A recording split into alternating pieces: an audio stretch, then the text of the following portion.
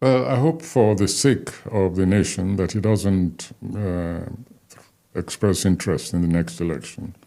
Because for me as a leader, if there was any proof that he was unfit to lead that country, it's in the conduct which he encouraged among his followers.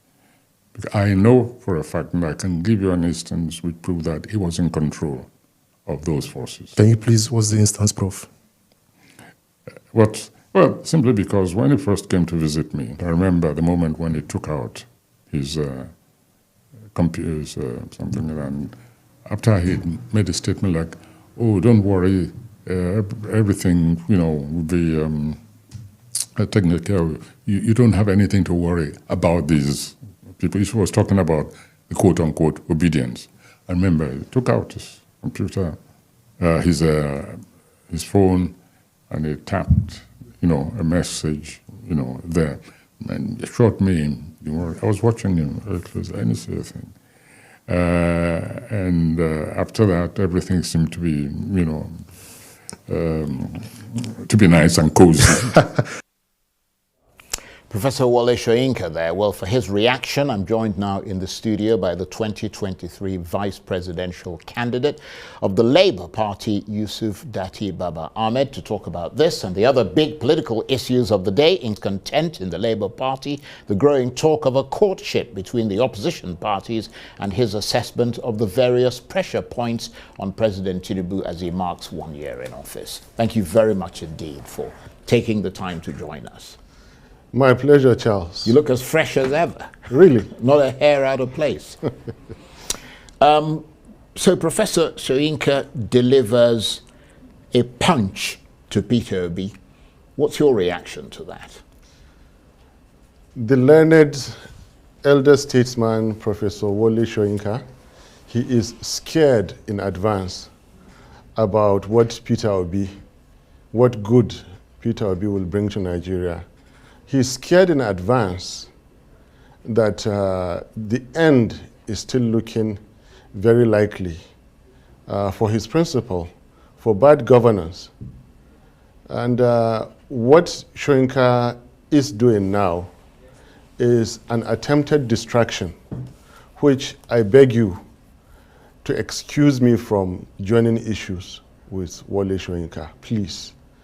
You and I have much better things to do. For all I know, he could continue to throw punches at my principal, at me, as small as I am. He could continue to do that. All I can do, I will grieve in my heart, I will pray for him.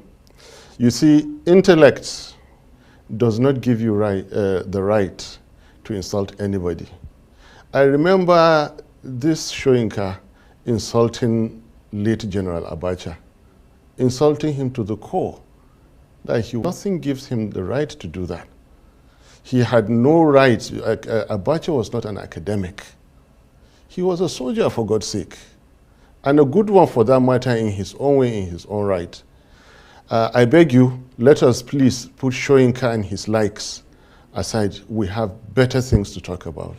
We'll have enough time to talk about a lot of things, and I do respect your wishes there, but I have to ask you whether you think he has a point when he says that by not controlling, or at least trying to control, the online trolls responsible for the insults directed at him, Mr. Obi, and by extension yourself, are tacitly encouraging such behavior. As a partial academic, let me tell you that Nobel laureates all over the world are loved and cherished by their people, not just their nationals, globally.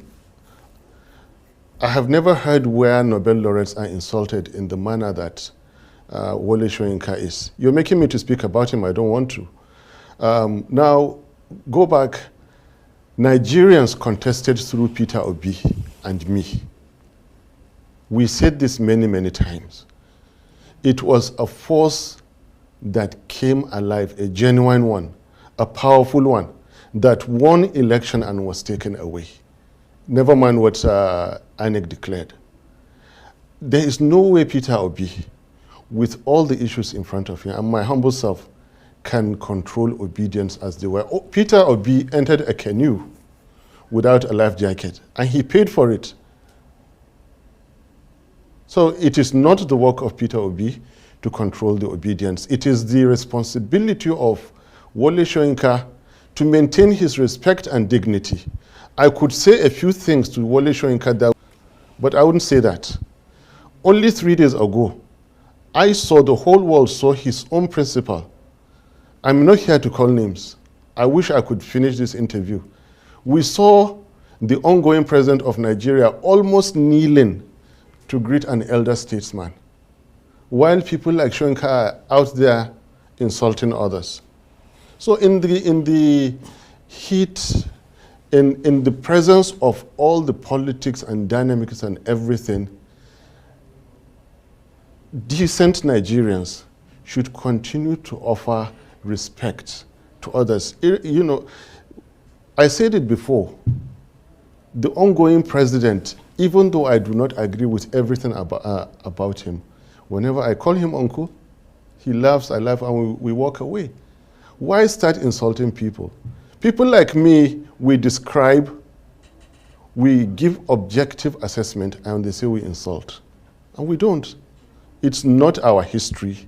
It's not our upbringing. I've never insulted anybody. But why should a Nobel laureate make it because he knows how to speak English? 1960s and 1970s English? I think all he is trying to do is an attempted distraction, which Peter Obi and myself have excused ourselves. We will not react to that Nobel laureate. He should please go and see how other Nobel laureates are respecting themselves, holding the honor all over the world. Charles, let's move away from this man. Well, nevertheless, just one more thing on that, because you have talked about the fact that, you know, you don't insult people. Yeah, I don't. And he says that the obedience have consistently been insulting him. Do you think he deserves an apology? Since to a large extent those people, can I ask you a question? Those people are your followers. Look, I mean, do you think he deserves an apology, or you wouldn't go that far? What is, not who is, what is Wale Soynka? At a time that the Nigerian armed forces have been a mistake, at the time that our currency is hopelessly depreciating, and so many other issues. What is Wale Soynka?